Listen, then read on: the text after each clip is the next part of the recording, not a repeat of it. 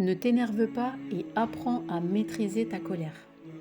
On va être honnête, c'est plus simple de se mettre en colère que de maîtriser sa colère. Et pourtant, apprendre à se contrôler, à se maîtriser nous est demandé en islam. Et les récompenses pour cela sont nombreuses et peuvent notamment mener au paradis.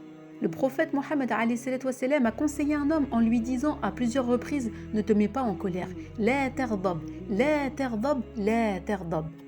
Toute obligation, interdiction ou recommandation en islam est pour notre bien. Il a été prouvé scientifiquement que les effets de la colère sont dangereux pour notre santé et peuvent engendrer de l'hypertension, l'augmentation du rythme cardiaque pouvant même provoquer des AVC, subhanallah.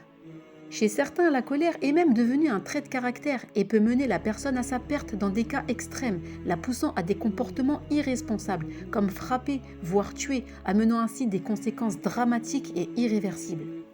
Alors que la colère n'amène rien de bon, bien au contraire. D'ailleurs, une personne qui extériorise sa colère va en général causer des dégâts, que ce soit physiques ou matériels, voire même psychologiques. L'islam nous donne le remède pour faire face à ces impulsions sataniques, en commençant par demander la protection auprès d'Allah Azzawajal contre le shaitan, en disant « A'udhu billahi minash shaitanir rajim ».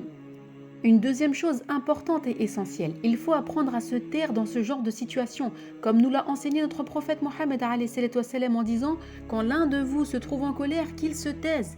Se taire permet d'éviter les injures, les insultes ou encore les paroles blessantes, donc des regrets.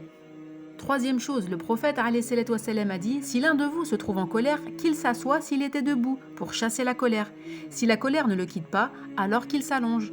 Dès que la colère monte, invoque Allah. Assis-toi, voire même allonge-toi. Et là, par la permission d'Allah, bi'idnillah, tu vas redescendre en pression. » Le prophète a dit également « Le fort n'est pas celui qui bat son adversaire, mais plutôt celui qui s'avère capable de se maîtriser en cas de colère. » La maîtrise de soi est une grande vertu en islam et adopter ce comportement, c'est suivre la sunna du prophète.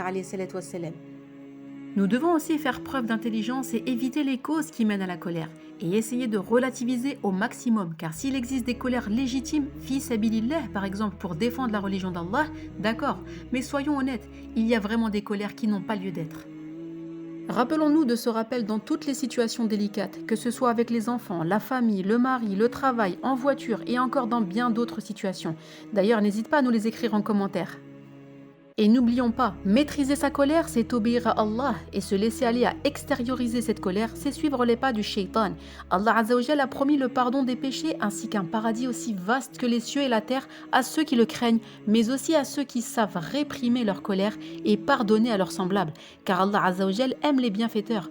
Wallahu yuhibbul muhsinin. Qu'Allah Azzawajal nous facilite à toutes et à tous. Allahumma amin.